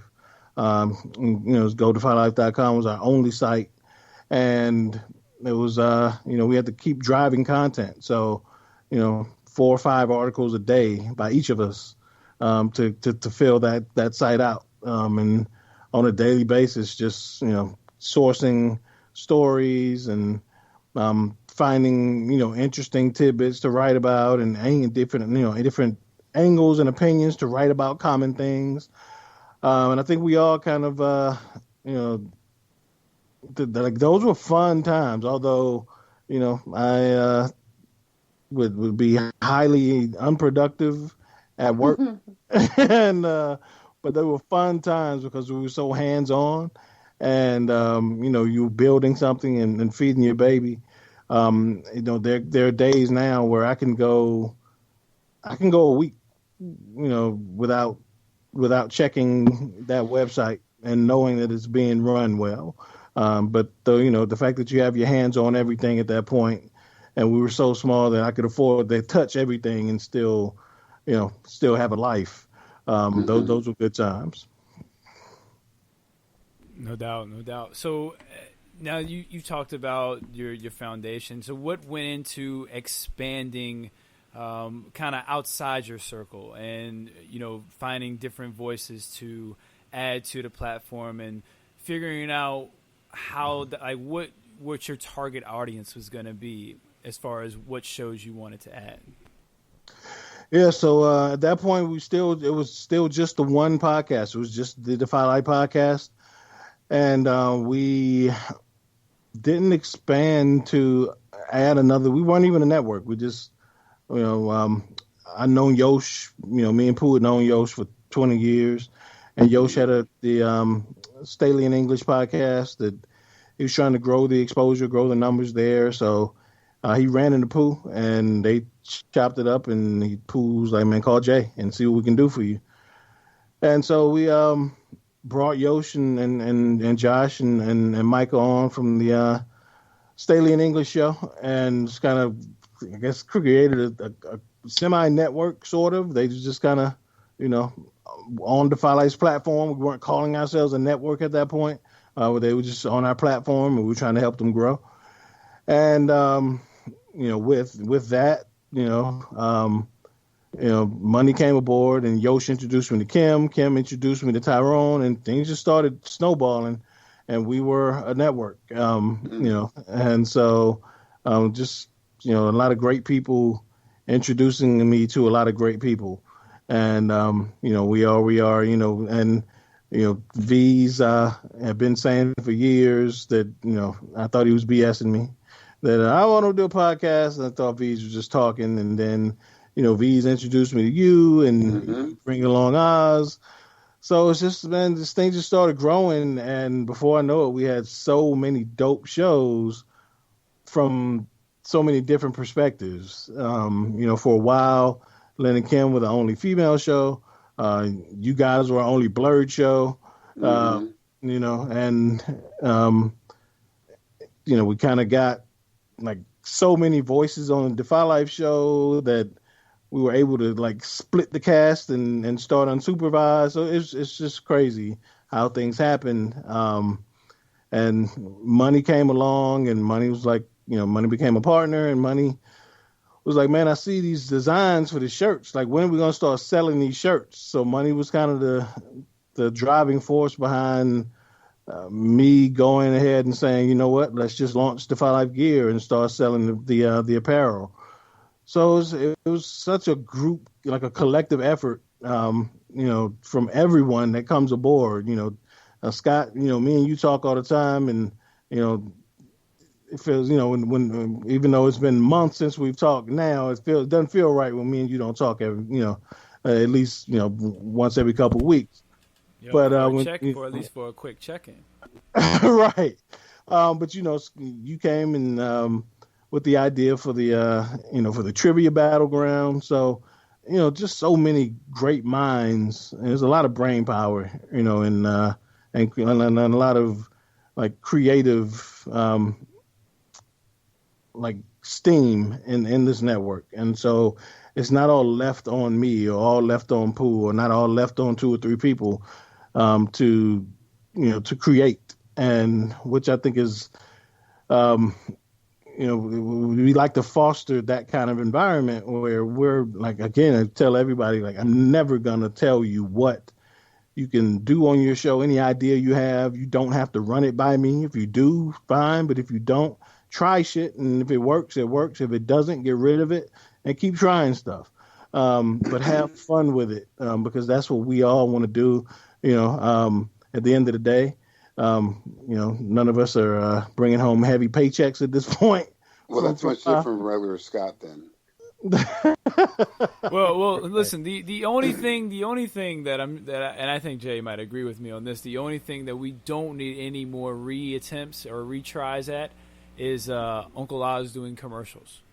Oh, that just that was a low blow. Well, my next idea was going to be just have Oz do all the commercials for every show. I'm ready. Snap. So honestly, like, all you have to do is just change one thing, like what you gonna do on a Sunday, on a Monday, on a Tuesday. Jay, because I ain't doing shit on Sundays, dude. Okay, I'm ready. Hey, you know what? The worst part is it might work. What you doing? Right. What you doing on a Wednesday? What you doing on a Wednesday? Right. It might work. I am down. Oh man, but it's things like that. That's like, if there were so many rules and we try to be like matchy with everything, Oz would never have had the opportunity to say, "Fuck it, I'm just gonna do a commercial." Ever. Right. So that's the thing I love about this is, I tell everyone, when we first started, I would tell Pooh, look, man, try stuff. if you fuck it up, we ain't curing cancer here. Nobody's gonna die. If you fuck it up, we'll fix it. It's like, but we're gonna have fun with this. It's the only thing that I request from everybody is, man, have fun with this, because I can't promise you that it ain't like every Friday I'm gonna hand you a paycheck. At least you can do it. Have fun. Yeah, fun is free. Right. So, but I just and it's not for this is not for everybody. Podcasting is not for everyone, because a lot of people get into this thinking, they're going to be the next. When was it? The two black girls on HBO who, two dope queens. Two dope queens, right? They're thinking they're going to be the two dope queens, that are going to be the next Joe Budden. Like, they think they're going to be heavy, money-making entities in podcasting, and that's very hard to do unless you have the cheat code. And what we call the cheat code is if you have a corporation behind you, if you have a major brand behind you, you kind of have a cheat code. So as an independent podcaster, it's damn near impossible to make a lot of money doing this. So which is why I tell people all the time, and don't be obsessed with the numbers. Don't compare yourself with anyone, to validate yourself. And don't come into this with your main objective to get rich, because it's not going to happen. I mean, if you do, if it does happen, it's going to take a long time. So, do what you love, man. Right. And do it with people that you like. That's what I always say. Like, it's so cathartic for me every week to be able to talk to Pooh and Al, and, to know that Tuesday nights I'm going to get to talk to them I'm sure it's the same for you guys, regardless of how you may feel at the time, or how you may dread that your recording night is coming up. When that light comes on, it's so refreshing to be able to chop it up with one of your favorite people. So that's cool. Dude, I personally love every week when we have a chance to do a podcast and I can spit some ideas out to regular Scott and regular Hess and say, no, we're not going to do that. It's awesome. Yeah, that's pretty much how it goes. That's all very true. That's all very true. But no, you bring up a great point about podcasting is something that it's something that you have to just want to do. It's that's why it's easier to just have podcasting is just conversation. And right. You have to want to have these conversations every week, to talk about different things. Like on y'all's show, y'all talk about sports some week. You talk about politics some week. This week you talked about Cougars and Halle Berry. You know what I mean? So you have to want to have these conversations, and it comes down to the people that you're talking to. And it's so important to have that brotherhood like you guys have, where, you can get super mad at each other. And I've heard you guys get super mad at each other. Just, let them know, nah, it ain't going down like that. But at the end of the day, it's all love. And that's how you get the best conversations. You get the raw emotion. You get real feelings. And sometimes people need to hear real feelings, because that's what you do when you're talking to a friend or you're talking to family. You always keep it real with them. Yeah, absolutely. And on top of that, it makes for good radio. Absolutely, exactly. Not everybody's agreeing. So, but then and I when I listen to everyone's show every week, that's the one thing I key in on is, for newer shows, that chemistry has to be there, and but as you grow and you learn how to dance with each other, if you can't have fun with the person you're talking to every week, you might want to rethink this thing. So, Jay, you listen to every show every week. I try to. Generally, I do. Sometimes if I miss one, I'll have to double up on it the next week. But yeah, I try to listen to every show every week, at least if it's not from beginning to end, at least 30 minutes of every show from every week. That's a lot of investment in your time for this, man. That shows your commitment to what you're doing too. Yeah, and we just so happen to have a lot of good shows too. Like if all the shows suck, then it'd be harder to do. So, but the fact that we have a lot of good content, and I feel like I'd be doing everyone a disservice If I just kind of, if I didn't check in, and make sure that, I'm holding everybody to the standards that I promised I would hold them to, and and to be able to give feedback, because I want to be able to give honest feedback when I speak to anyone. So that's much different from regular Scott once again. So it's really nice and refreshing. Again, all true statements. Yeah. Again, AJ, regular Scott once told me that tough love is still love. So I was like, okay, that's cool, dude. Yeah. That is true. It is, yeah. It's true.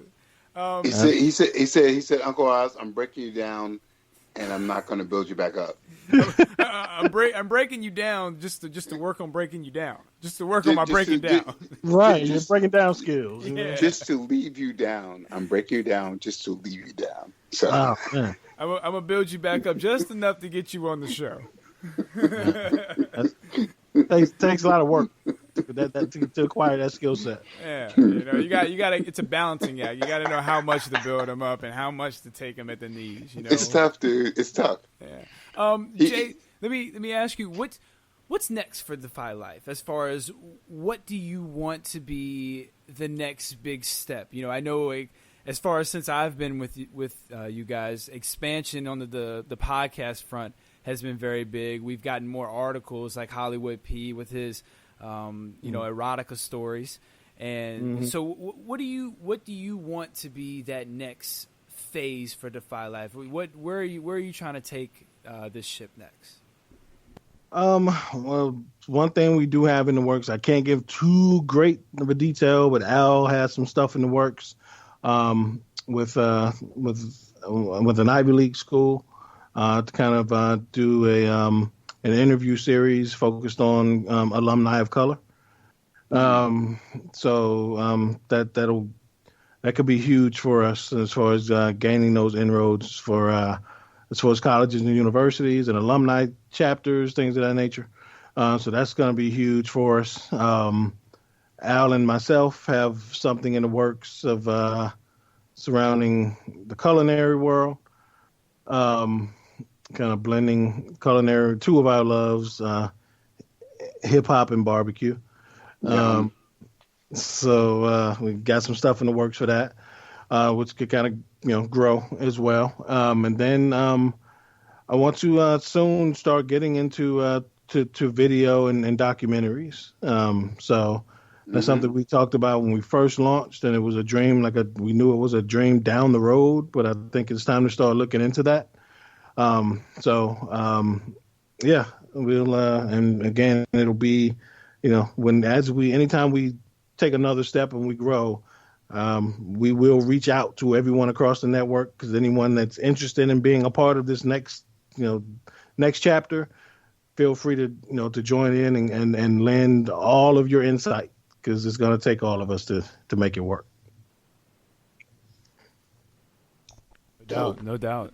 So speaking of video, and you talk about kind of documentaries and whatnot, where would the focus be on some of these documentaries? So ironically, 4 years ago, we had a conversation, me, Pooh, Al, and Keon, of wanting to do a documentary one day about why top black athletes don't go to HBCUs any longer. And now we see that shift starting to happen. And these guys are taking formal trips to HBCUs and committing some of them and transferring out of larger schools and going back to HBCUs. So now we see that starting to happen. So now I think it will be a perfect time to start looking into, there are NFL and NBA Hall of Famers from HBCUs, and that migration from HBCUs to major, majority white universities started to happen, and those numbers started to dwindle as far as dominant players in professional leagues from black colleges.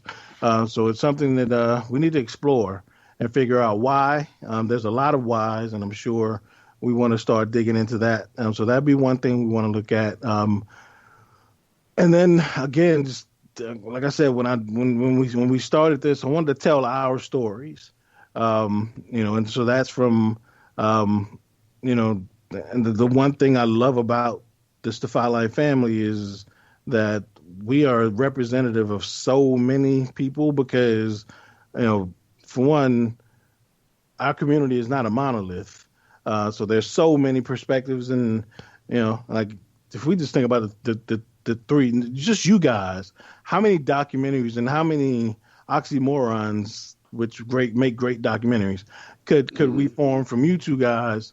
You know, like Oz just said, you know, you're a black skateboarder.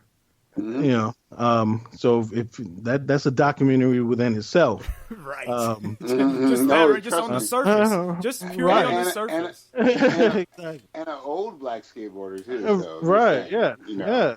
And so just think about the communities and the culture of skateboarding in the black community, and what kind of documentaries could be dug from that. You know, and like I always say, Scott, you are our resident biracial brother here. So there are stories that you can tell from a perspective that I can't tell. Especially being an athlete, and like, you know, I have mixed kids. You know, my kids are half Puerto Rican, so you know there are times when they ain't black enough and they ain't Hispanic enough. Especially at the park, man, you never know what you're going to get each day. Exactly. There's stories there that can be told. There's a story in everything, and so with the personalities and the lives that we've, you know, we're blessed to have here on the network. There's so many stories we need to be telling. That's awesome. Oz, I kind of would like to get your opinion about that as far as documentary goes. What kind of documentary would you do? Obviously, the black skateboard, that's a shoe-in. I honestly think that would be a captivating, just the thought of an older black skateboarder, because one, there's not a lot of black skateboarders, at least to my knowledge, you know what I mean? And then there's not a lot of older skateboarders in general either. So like that's double right there. So Oz, besides that, what would you like to see a documentary of? I would love to see, and it's starting to gain its way, but my personal thing is like I would love to see older black skaters, because like there hasn't been like, and not like this like, oh, I get on my skateboard, I'm like, I want to see you like rip and skate and go hard, you know, because like when I skate, like I go hard, dude, you know. Except besides skateboarding, though. Yeah, I'm just, you just completely zoned me He's out. like, what is there besides skateboarding? Yeah. There isn't much besides that, but seriously, I was getting to it. I was getting be a little patient there, son. Hey, regular Scott, we're walking down the hill. Oh, okay, we're not running down the hill. Okay. No, so I would like to see more black male perspectives on healthy cooking and healthy eating. You know, like you can still make good food and stuff like that. And I also I would like to see. Here's some documentaries I'd like to see, since to answer your question real quick. Black or person of color perspectives on beer making, alcohol making, and holistic stuff, and actually getting outside. Like, you know, I want to, so my thing has always been like, you see like all these MAGA hats, red MAGA hats, everything like this, man. And like the Christian right, we believe in this. Co-opt all their shit, dude. Take their shit. Go to the parks. Black people need to go to national parks more. You know, you have a right to these parks. You have a right to everything that America has here, because you paid for it. Mm-hmm. So we just need to start doing that. I would like to see more documentaries of people of color going to parks, using the parks, hiking the trails. You know, and that's what I like. I would like to see that. You know, that'd be dope. The stuff that we were not given access to have. I don't want to see us in country clubs, but I do want to see us out in nature, because I think, you know, we were robbed of certain things that are in our natural instinct, like being outdoors, enjoying like certain things. We were robbed of that. So I'd like to see us recapture that again, you know? All right. I like that. Yeah. Scott, what about you? What are some things you want to see? It's a documentary of his whole life, just him. That would be pretty boring. Jay, it's like extreme close-ups of his face the whole time. I wouldn't put nobody through that. Especially not me with this quarantine beard I got going on. I would probably do one on kind of the decline of comic book shops, and you know, that's something that's kind of, I've had two up the street from me, like literally I take two rights and I'm there 5 minutes up the road from me closed in the last year. So you talking about Stories? Yeah, yes, exactly. I am talking about Stories. And I used to love, so for you, man, I was going to Stories for literally decades. Like that was my shop, because like they knew me. I had my box and everything, and they were just like, "Yep, we're out." Yeah, you know. And I think that's a story to be told, and I think there's an audience for that. Like comic book people would kind of, they would want to see that, like why, and kind of talk to the comic book owners about, like, you know, what are you doing? Because some people are doing fine, and what are you doing to make it in the comic book world? Like, what are you doing differently from this small town perspective? And you kind of get both perspectives on it, and just kind of see if there's anything different, if it's maybe just being established, if it's just certain comics you're getting, if you have maybe you do like D&D game night or something. Is there something that you're doing that is helping your business or helping people come into your store? I think there's a story there for that. That would be something that I would personally be interested in, because, you know, I don't like reading comics on iPads and phones. I like feeling the paper and seeing it and flipping the page. There's just something about that I hope never goes away. And I know it is more and more, but I don't want that to go away. And I think that's why I think it's so important that we have to keep comic shops around, man. And I know right now it's a rough time to do that, but I would hope sometime in the future that we can open them back up. Like the Small Time Stories was pretty consistent with people, they were great, but you know, that kind of speaks to our larger epidemic about information and how it's been transformed from paper to digital. Like the rise and the decline of comic book shops is also the rise and the decline of newspapers too. Mm-hmm. You know, like the comic book shops are doing well, or the newspapers are doing well. Like Time is still being printed. Newsweek is still being printed. USA Today still goes to every hotel. You know, so that's a story within itself about that too. Mm-hmm. You know, like you have to think about how people are like, hey, we have again, back to Hamilton and George Washington. We have a revolution started, you know, hearsay. But wait, here's paper. I'm going to print a Bible. I'm going to print the Constitution. I'm going to print this so you can actually feel it and touch it and hold it.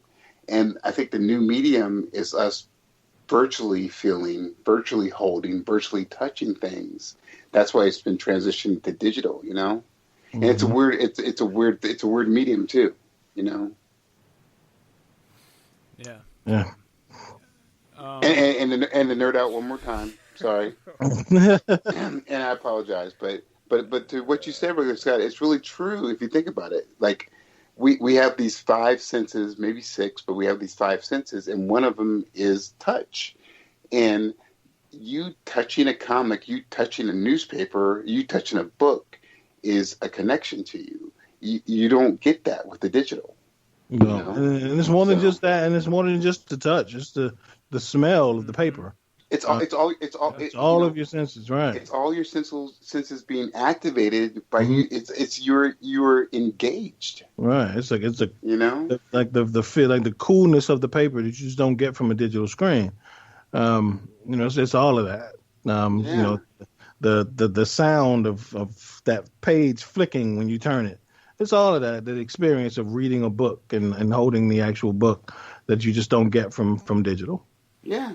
Exactly. Hey, look, hey, Jay, you mentioned when you were talking about the documentaries that just between the three of us, we could come up with a host of ideas. So imagine what, the whole network and just people in the network could come up with.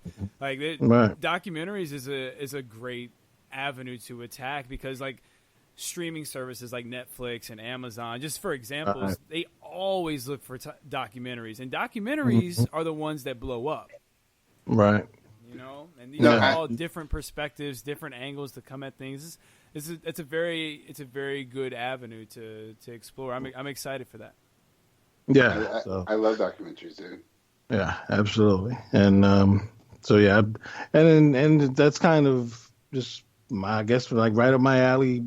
Even reading as a kid, and still I'm more privy to read nonfiction than I am fiction. So I get a huge peak of interest out of documentaries. So I would definitely include you guys on that process. Yeah, please. Awesome. Okay, so last thing before we wrap up, Jay, tell us a little bit. You talked a little bit about the Defy Life podcast. Tell us a little bit about One Eye Shut.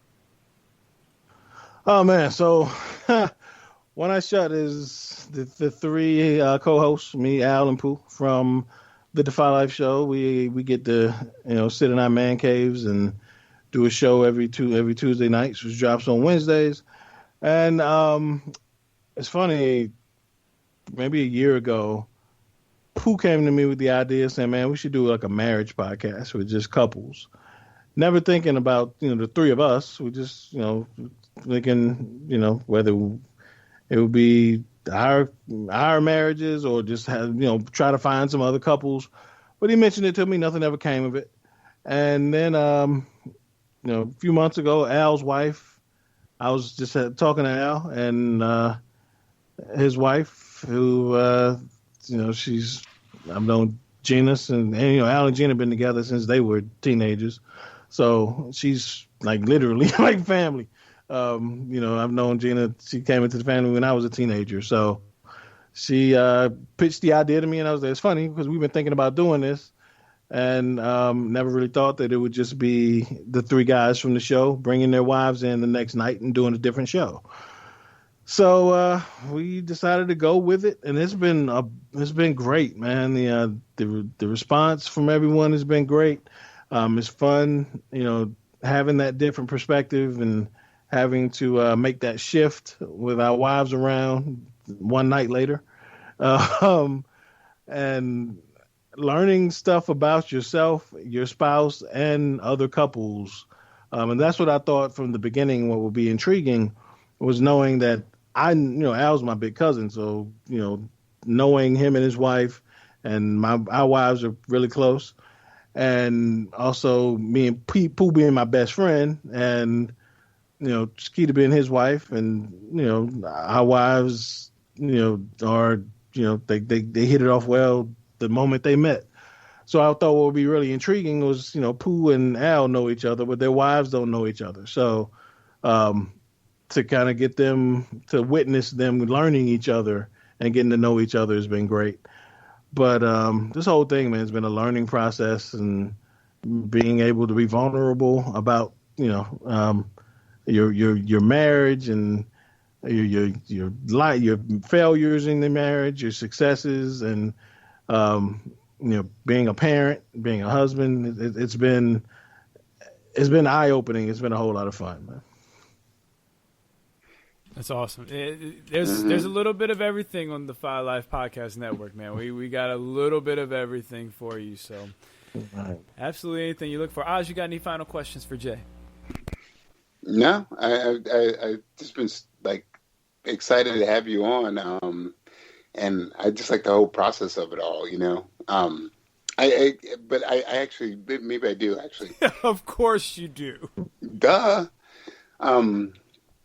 So when you first said you had the football kind of show podcast, and you wanted to start the whole networking thing, were you nervous, intimidated, or or did you just say, I want to try this? And did you set a 2-year goal, or did you set a 1-year goal, or what did you do to like give yourself a Geiger counter of your progress and stuff? Well, to answer the first part, yes, all of that. I was nervous. I was, anxious and apprehensive about, going out on my own and, kind of challenging myself as far as filling some gaps that I, in my skill set and my resume that I was willing to take on, especially on the technical side of this. But I'm a big believer in saying yes and figuring out how to do that shit later. Mm-hmm. So when anybody comes to me with an idea and say, you want to be a part of this? If I'm truly interested, I'll say yes. And then I'll say, okay, now it's time to figure out how to do it. I just don't believe in missing out on opportunities. So with that, when we did launch and, things got rolling, I think that line kind of moved as far as how long I would give myself. Because when we first started out, we just thought we'd be a blog and a show. And then as we, other people started taking interest and wanting to be involved and, as we started growing, that line kind of moved out a little. So it's been great, man. And, of course, again, like we've been in existence, 3 years now.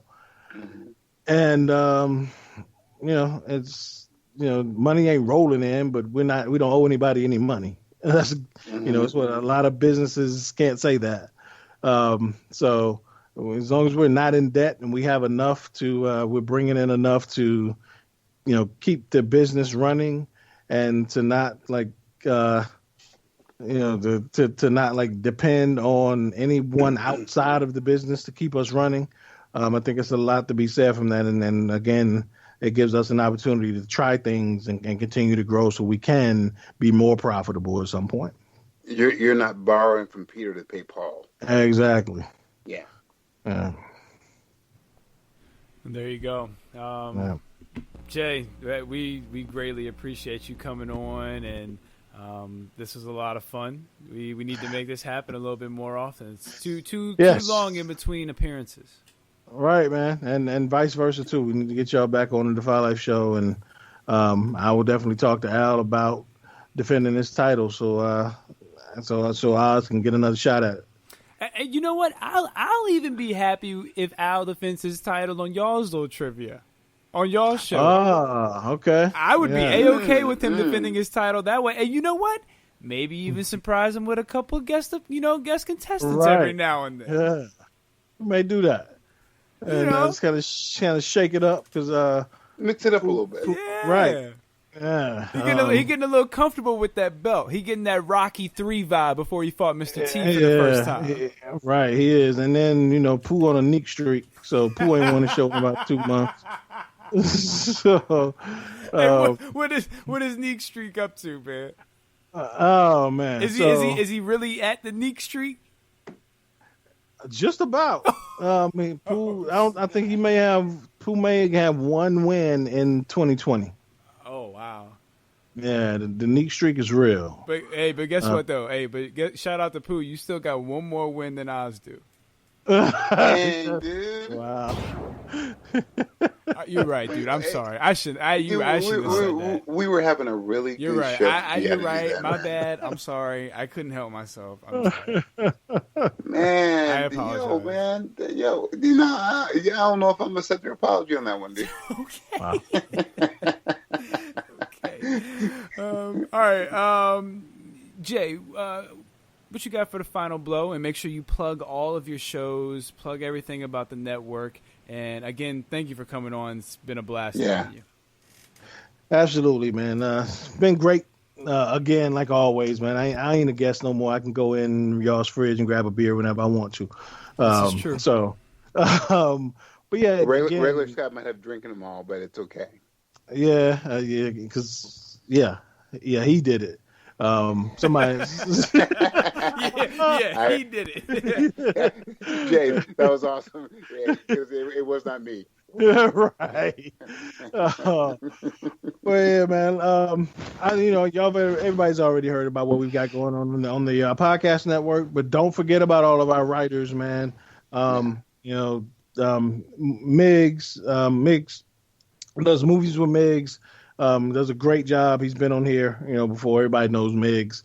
But even though, the movie industry is slow and been kind of come to a halt with the COVID stuff right now. He's kind of switching gears, and so he's got a new series coming where he'll be comparing originals and remakes. And as far as movies go, so y'all look out for that. So shout out to Meg, shout out to Hollywood Paul, shout out to Meg. Meg has been doing a phenomenal job. Chab Dog, the dude's a beast, man, as far as putting out content on the show, on the network. So definitely, man, Halil, NFL for his Real Football Talk. The guys over at Couch Potato Fantasy Football GM. Just so many people on this network, man, that kind of lend their hand and make it easy for me. Again, when this started out, man, I was 4, 5, 6 articles a day, like just really, really like Mamba mentality about this, getting content out. So, shout out to all the contributors and the writers and all the podcasters here, man. I'm so thankful for everyone. So that's all I got, man. People make this whole thing happen. No doubt. And Oz, before I get to you for the final blow, speaking of Miggs, maybe Tenet's coming to theaters, and that's a movie that you spoken that you want to see, and I want to see it too. So I'm sure Miggs is going to see it. So maybe that'll be a good movie to bring him back on. It would be. That's going to be fun. So we'll just float that in the air and see what happens with it. Yeah. So Miggs, we can't wait. There you go. Oz, what you got for the final blow? Whatever side of the fence you want to be on, be engaged for the next months leading up to November when you need to vote. There's going to be a lot of shenanigans. There's going to be a lot of disconnection and trying to pull stuff over you. But just if the least you can do living in this country that we lived in is just to be engaged. I get you. You don't like wearing a mask. You love wearing a mask, whatever. But to be a citizen in this country means you protect your other citizens. And, and again, you have to think of it as this. All you patriots out there, to be a real patriot, you're doing that to protect the weaker ones, to the lesser ones, to those who are vulnerable. So that's why we wear masks. That's why we engage in civic disobedience. That's why we engage in civic service, which is just a vote, So just be aware and just, see all sides, and then filter it out for yourself, but really filter it out for yourself. Or No doubt. I do got a few things. Definitely check out the Defy Life podcast with JR. Again, it's the flagship. Definitely check out One Eye Shut. Also, Oz and myself were guests on the Fandom Fusion podcast with Hawk and Ghost. We had a good time. It was great. That. Yeah, that was a very fun conversation. We talked about anti-heroes. Oz got to go on his rants. Great show. Normal show. As usual. Yeah, normal show. Normal show. Yeah. Oh, and congrats to you guys on getting 10,000 downloads, man. That's huge. Oh, thank you, man. We really appreciate that. Yeah, I know we posted about it, but I hadn't been on since you guys hit that number. That's a big number, man. So looking forward to 20. Yeah, definitely. Yeah. And we're this will be episode 87, so we're also closing in on that. We're creeping to that 100 episode mark too. So we got some milestones coming. We might get a cake. Hey, I'm either y'all show up in our studio, show up in the studios in downtown Nebraska. We'll have a cake ready for you. All right, we're ready. Yeah, Right. I would like a cake. I want the 100 to be made of chocolate donuts, and I want that to be on top of a chocolate cake. Oh, that wow. sounds pretty. That sounds really gross, but okay. Oh, snap. Well, look, you ain't got to make the trip, Oz. You ain't got to make the trip. Go get your own cake from Food Lion or something. Hey, Jay, I might have a different kind of cake for you, but a little simpler, but it's cool. No, hey, appreciate that though, man. Yeah, it was really cool to hit that milestone. Appreciate it. Yeah, it's awesome. Yeah, I'm proud of you guys. Good work. Good work. But yeah, we were guests on that. I was also a guest on the Crossover Collision podcast. They did a special where we did a pick'em, where it was kind of like March Madness, and we did a tournament style. So there are big tournaments coming up. So we set up the brackets, we set up the play-in fights, and we got some good matchups. Batman Beyond versus Spawn. Just a couple little ones to throw out there. So Sub-Zero versus Beast Boy, Bloodshot versus Scorpion. Yeah, that's awesome. Lot of Qui-Gon Jinn versus Predator. Lot of good fights out there. It's going to be interesting what's going to happen. So I was also on that. I was also a guest on Unsupervised, the spinoff with West Coast Jay, Macho Man Vandal Savage, and Hollywood P. Shout out to Money, thinking about you. Thoughts are with you right now. But I had fun on that show. We got to talk some NBA. Gave you a little predictions. Jay, real quick, who you got? Playoffs started. What are your thoughts? First couple days. Like the motto, the mantra for the bubble says, the whole new game. Home court advantage is out of the window, so teams really have to depend on being the better team. There's no crowd to feed off of, for the most part.